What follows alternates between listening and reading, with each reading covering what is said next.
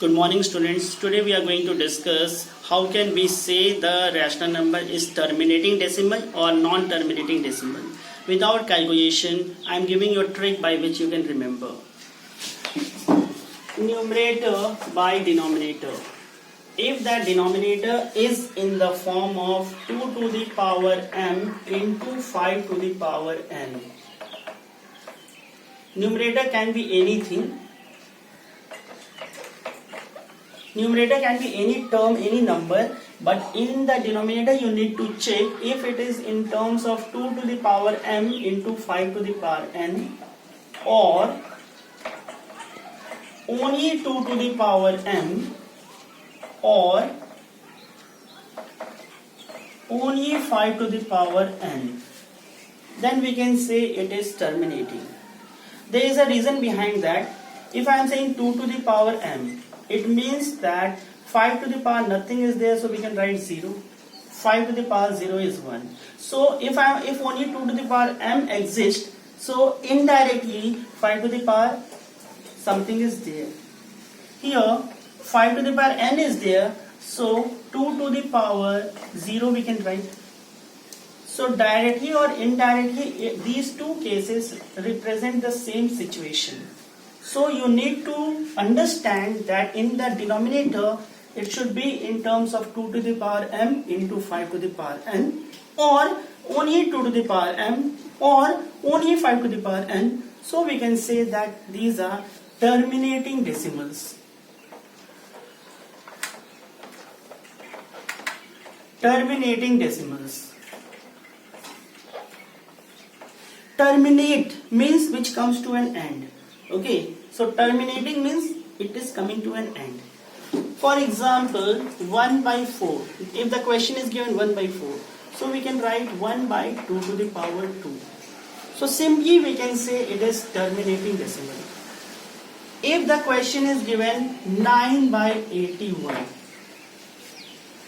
so 9 by 81 is 3 to the power 4.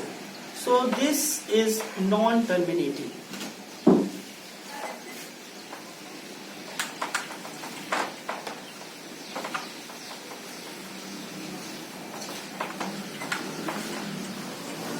If you take any number, suppose that it is 5 to the power 8. So 5 to the power 8 we can write 2 to the power 3, so it is terminating. If I am taking 5 by 13, so you can understand denominator is 13, so it is non-terminating. In this way you can easily understand. So if it is if in the denominator it is in the form 2 to the power m into 5 to the power n, or only 2 to the power m, or only 5 to the power n, we can say it can be represented as terminating decimal. Next part that you need to understand, that a decimal form is given and you need to express it in terms of p by q. So how are you going to do that? Suppose that the question is 0.2 bar and you need to express it in terms of p by q. So try to understand the step. First step is x equals to 0.2 bar. It means that bar is on top of one digit, so you can write 0.22 dot dot dot. This is your equation 1. So bar is on top of one digit, so we will multiply it by 10.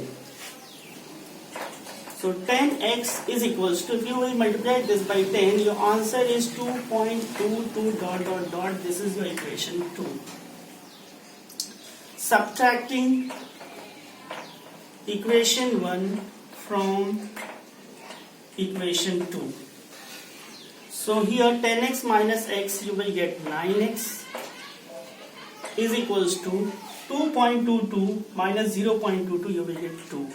So x is 2 by 9. This becomes the answer.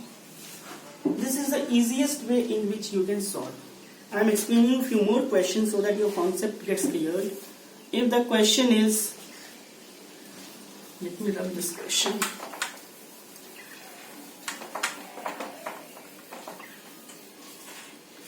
So if the question is 2.93 bar, this is the question.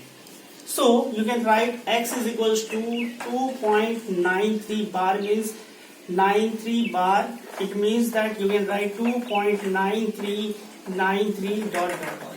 This bar means that these numbers are repeated infinite number of times. So that's why we have given this dot. So bar is on top of two digits. So we will multiply it by 100. So 100x, if you are multiplying it by 100, so it is coming 293.9393 dot dot dot. This is your equation 2. Once again, same process. Subtracting equation 1 from equation 2. So 100x minus x, you will get 99x. And here 293 minus 2, you are getting 291. So x is 291 by 99. See, this can be reduced. Generally, you know that rational number should be expressed in the form of simplest form, in the simplest form. So it should be, if it is getting reduced, please reduce it. 3 3s are 9, 3 3s are 9, 3 7s are 21, 3 7s are 21. So 11 3s are 11 7s. So your answer is 7 by 3. Now, in these two questions, you have seen there is a similarity that after decimal bar is there. By chance, after decimal bar is not there, then what you will do? So I am discussing one question of that type.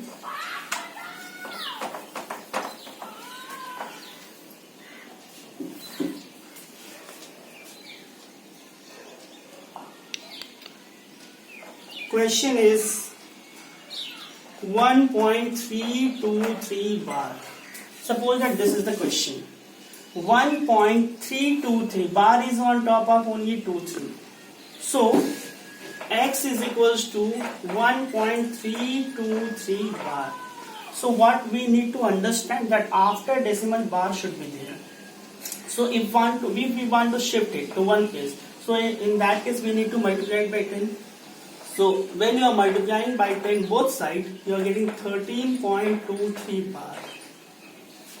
Now this is your question, transformed question. So you can write it as 13.2323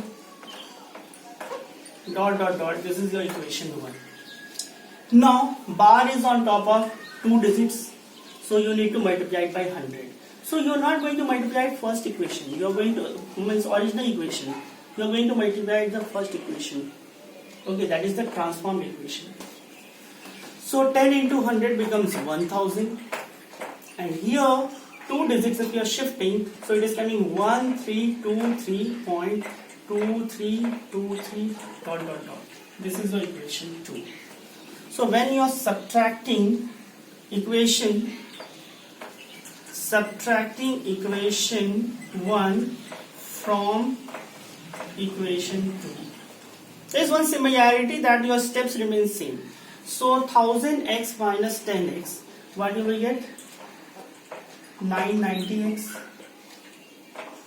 And here 1323.2323, and here you are getting 13.2323.